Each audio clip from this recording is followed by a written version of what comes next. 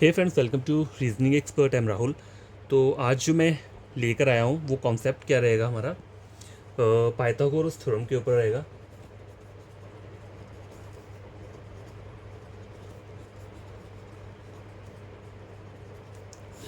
ठीक है, क्योंकि बच्चे इसमें काफ़ी कंफ्यूज रहते हैं।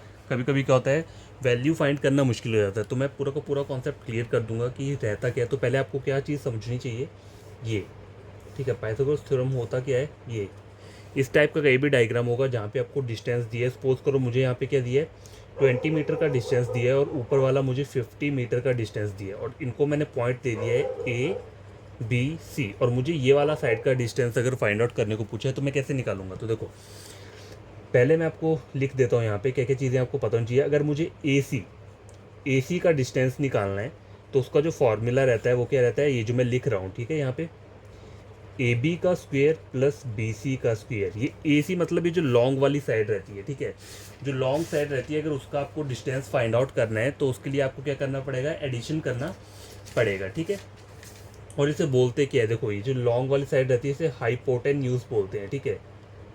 ओके, ये नीचे वाला बेस रहता है और ये क्या रहता है, परपेंडिकुलर रहता है, परपेंडिकुलर। लेकिन हमें रीजनिंग में ये सब जानने की ज़रूरत नहीं है, ठीक है। बस ये बेसिक सा बता रहा हूँ कि इन लाइंस को क्या बोलते हैं, ठीक है।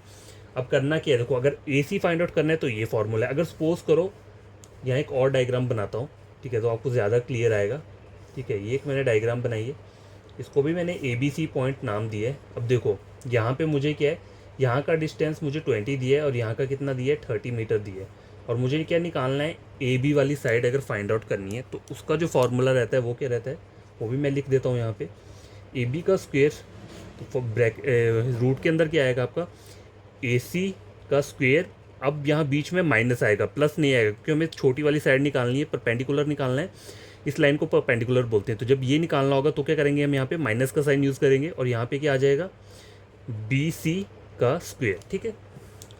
तो ये हो गया ए सी। हाइपोटेन्यूज निकालने के लिए ये डायग्राम किस लिए बताई मैंने, परपेंडिकुलर निकालना होगा, ये भी मतलब ए और बी वाली साइड निकालनी हो तो ये वाला फॉर्मूला लगेगा। और अगर आपको बी सी निकालना है, ठीक है, एक और डायग्राम ले लेते हैं यहाँ पे, ठीक है। ये लिख लिया मैंने ए बी सी।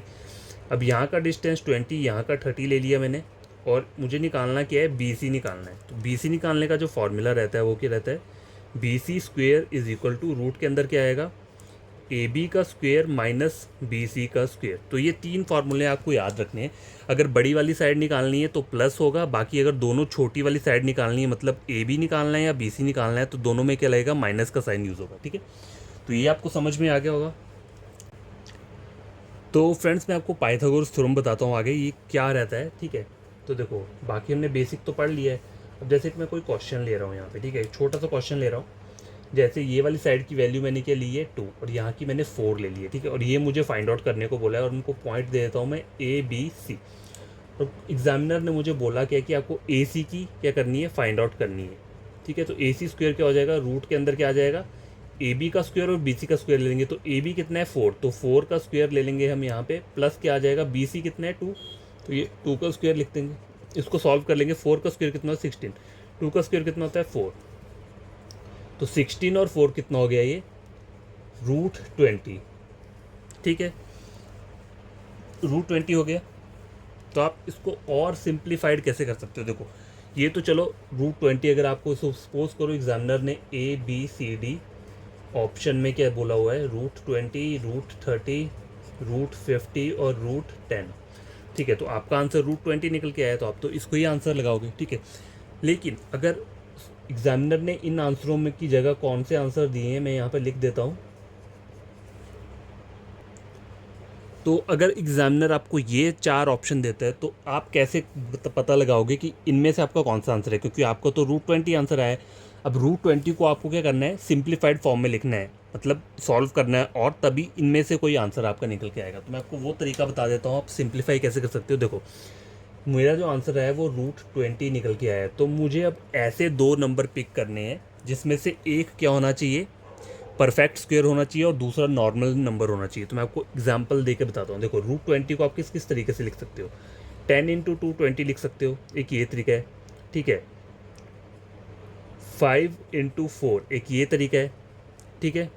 और कौन सा तरीका है? और तो कोई तरीका नहीं है, सिर्फ इन्हीं दो नंबर से आप क्या लिख सकते हो, 20 को बना सकते हो ना। देखो 20 नंबर, अगर आपको नंबर 20 को बनाना है तो आप इसके दो फैक्टर कौन कौन से ले सकते हो, 10 × 2 इससे बन जाएगा, या फिर किससे बन जाएगा, 5 × 4, इन दोनों से 20 बन रहा है। तो मैंने आपको क्या बोला, आपको ऐसा वाला पेयर उठाना है जिसमें एक परफेक्ट स्क्वेयर बनना चाहिए। तो देखो यहाँ पे देखो 10 किसी का परफेक्ट स्क्वेयर नहीं होता है, 2 भी नहीं होता है।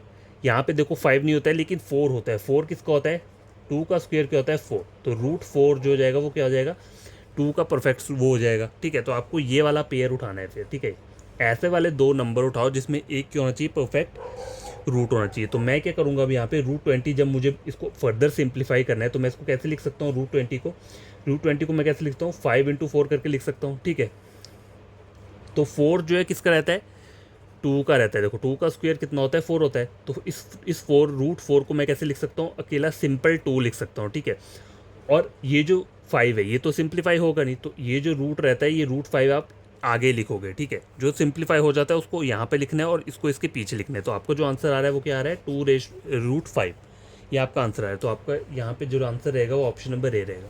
ठीक है, तो देखो most of the time examiner क्या करता है, ये सब देता है, सिंपल ही देगा वो आपको। √20 है तो यहाँ पे √20 दिया होगा, लेकिन कभी कभी ऐसा होता है कि उसने आगे आपको नॉलेज चेक करने के लिए इसको और सिंप्लीफाइड कर देता है। तो सिंप्लीफिकेशन करते कैसे, मैंने आपको वो चीज़ यहाँ पे समझाई है। ठीक है, कि आपको एग्ज़ाम में प्रॉब्लम ना हो, या कभी एग्जामिनर आपको इस तरीके का दे दे क्वेश्चन तो वहाँ आप ये ना सोचो कि ये कैसे होगा। ठीक है, तो अब हम क्या करेंगे, क्वेश्चन सॉल्व करेंगे। पहले मैं लिख लेता हूँ उस क्वेश्चन को, उसके बाद मैं आपको सॉल्व करवाता हूँ। तो मैंने देखो क्वेश्चन यहाँ पे लिख लिया है, तो हम क्या करेंगे, इस क्वेश्चन को सॉल्व करेंगे। ज़्यादा देर नहीं लूँगा, यही ये क्वेश्चन करवाना है मैंने। बाकी आपको कॉन्सेप्ट मैंने बता दिया है, पाइथागोरस थ्योरम का कॉन्सेप्ट रहता क्या है। तो देखो a person starts from A point A, सबसे पहले करना क्या आपको, कहीं भी क्वेश्चन सॉल्व करने से पहले ईस्ट वेस्ट नॉर्थ साउथ का एक रफ सा छोटा सा डायग्राम बना लो, ताकि आपको प्रॉब्लम ना हो। और खुद को हमेशा इस बीच वाले पॉइंट पे क्या करना है, एज्यूम करना है। A person starts from A point A, तो मैं खुद को यहाँ मांगूंगा, तो ये पॉइंट मैंने ये ले लिया, यहाँ से मुझे कहाँ जाना है, पॉइंट ए तक जाना है, and travel 3 kilometre east ward. East ward का मतलब क्या है, मुझे ईस्ट में जाना है, तो मैं ईस्ट में चला गया। ठीक है, यहाँ तक आ गया, और ये डिस्टेंस मैंने कितना ले लिया, 3 किलोमीटर टू बी। ठीक है, तो ये पॉइंट ए हो गया, और ये वाला पॉइंट क्या ले लिया मैंने, यहाँ वाला, ये बी आ गया यहाँ तक। ठीक है, ये बी आ गया यहाँ तक, एंड देन टर्न्स लेफ्ट। अब उसको यहाँ से लेफ्ट जाना है। जब भी कोई ईस्ट में देख रहा है तो उसका लेफ्ट कहाँ रहता है, नॉर्थ में रहता है। उसका राइट कहाँ रहता है, साउथ में। तो मुझे लेफ्ट जाना है, मतलब मुझे नॉर्थ में जाना है। Then turns left and travel thrice. Thrice का मतलब क्या है, 3 टाइम्स। ठीक है, 3 मल्टीप्लाई, इसका मतलब होता है थ्राइस का 3, दैट डिस्टेंस टू रीच सी।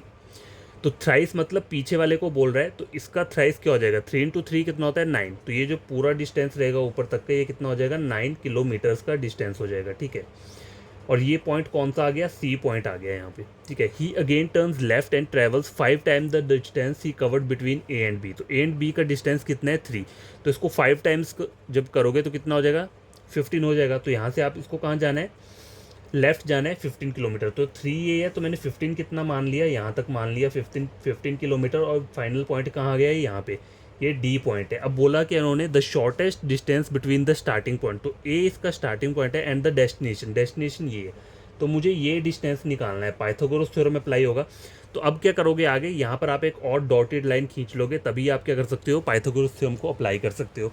तो ए डी, ये इस वाले को मैं जेड नाम दे देता हूँ, इस वाले पॉइंट को, ये जो मैंने अलग से किया है। तो मुझे निकालना क्या है, ए डी निकालना है। ठीक है, ए और डी का स्क्वायर निकालना है, मतलब मुझे लंबी वाली साइड निकालनी है। ठीक है, हाइपोटेन्यूज निकालना है। तो फॉर्मूला क्या रहेगा इसका, ए जेड का स्क्वायर प्लस जेड डी का स्क्वायर। ठीक है, तो ए जेड की वैल्यू क्या है, देखो यहाँ से यहाँ तक का डिस्टेंस 9 है, तो ये डिस्टेंस भी 9 रहेगा। तो 9 का स्क्वायर मैंने यहाँ लिख दिया, प्लस क्या आ जाएगा, ये डिस्टेंस कितना है, देखो टोटल डिस्टेंस ये 15 है, ये यहाँ से यहाँ तक कितना है, 3। तो बाकी कितना बचा, 12। तो 12 का स्क्वायर हम यहाँ पे ले लेंगे, तो कितना हो गया, 9 का स्क्वायर होता है 81 प्लस 12 का कितना होता है 144। तो अब इन दोनों को ऐड करोगे तो कितना आ जाएगा, 4 + 1 5 8 9 10 11 12 225, रूट 225 आ रहा है। तो रूट 225 किसका परफेक्ट वो होता है, रूट रहता है। तो देखो ये किस चीज़ का रहता है, 15 का रहता है। अगर आप 15 का स्क्वायर करके देखोगे, 15 इंटू मतलब 15 × 15 मल्टीप्लाई करोगे तो कितना आएगा, 225 आएगा। तो आपका आंसर जो आएगा इसका क्या आएगा, जब रूट हटाना हो तो इसको हम क्या करते हैं, इसका हम स्क्वायर ले लेते हैं। तो 15 का स्क्वायर होता है 250। जब जब रूट हट जाएगा तो हम रूट नहीं लगाएंगे, सिर्फ 15 लिखेंगे, 15 किलोमीटर। तो आपका आंसर क्या रहेगा इसका, option number B 15 kilometre. I hope तो आपको ये चीज़ समझ में आई होगी, ठीक है, पाइथागोरस थ्योरम की जो मैंने आपको बताया।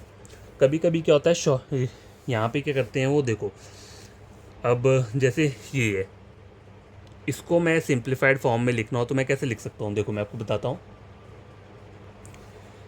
तो देखो अगर सपोज करो यहाँ पे आपको ऑप्शन में ये 4 ऑप्शन नहीं होते और इसकी जगह कौन से ऑप्शन दिए होते आपको, मैं आपके लिख के बताता हूँ। जैसे ऑप्शन नंबर ए दिया होता 3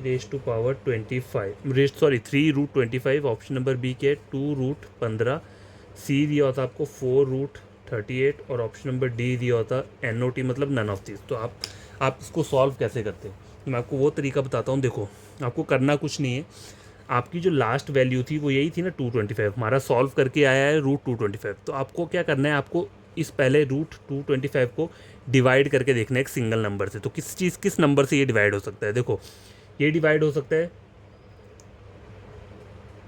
3 से हो जाएगा, 3 × 7 21, 3 × 5 15, ठीक है। तो मतलब 75 × 3 करूँगा तो कितना आ जाता है, 225 आ रहा है।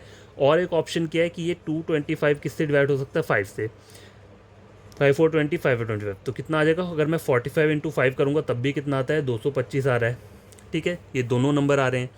अब देखो आपको कौन सा नंबर पिक करना है, तो मैं आपको वो बताता हूँ। चाहे आप कोई भी नंबर पिक करो आंसर वही आएगा। तो मैं क्या करता हूँ, देखो मैंने ये ले लिया 45 × 5, तो मैंने रूट में इसको कैसे लिख लिया 45 × 5। अब रूट 45 को और सिंप्लीफाइड फॉर्म में लिखना हो तो 45 को मैं कैसे लिख सकता हूँ, 5 × 9 इस तरीके से लिख सकता हूँ। तो मैं इसको ऐसे लिख सकता हूँ ना, 5 × 9 और आगे × 5 इस तरीके से लिख सकता हूँ।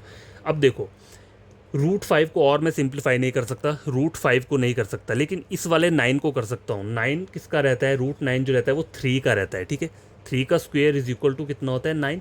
तो मैं इसको मैं क्या कर सकता हूँ, सिंप्लीफाई कर सकता हूँ। तो इसका करके सिंप्लीफाई करके क्या आ जाएगा, इसको मैं किस तरीके से लिख सकता हूँ, देखो 3 का रहता है ना ये, तो 3 में जो मैं क्या करूँगा यहाँ पे लिख लूँगा, ठीक है। 3 मतलब इसका सॉल्व करके 3 आया ना, तो 3 मैंने बाहर लिख लिया और रूट के अंदर कौन सी वैल्यू आ रही है, 5 × 5 मतलब 25 हो गया। तो आपका आंसर क्या आ रहा है यहाँ पे, ऑप्शन नंबर ए आ रहा है, ठीक है। समझ आए बात।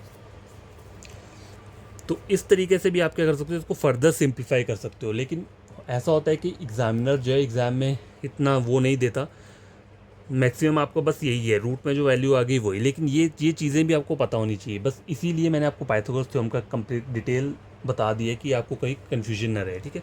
तो बाय टेक केयर, बड़ी तरीके से इन क्वेश्चन को आप इस वाले क्वेश्चन को खुद से सॉल्व करना, और जो कॉन्सेप्ट बताया वो बड़ी तरीके से पढ़ लेना, कभी ना भूल पाओगे, ठीक है। और आपको कोई फ्रेंड होगा जो कि यूट्यूब से पढ़ रहा है, रीजनिंग कर रहा है या कोई भी सब्जेक्ट पढ़ रहा है कॉम्पिटेटिव एग्जाम्स के लिए, तो आप मेरा चैनल से रेकमेंड कर सकते हो। पूरा टोटली फ्री है, पूरा का पूरा कॉन्सेप्ट मैं क्लियर करवा देता हूँ, और जो कंटेंट रहता है पूरा प्लेलिस्ट में अपलोड कर देता हूँ, ठीक है। तो आप वहाँ से चेक करके समझ सकते हो। ओके, तो बाय, टेक केयर।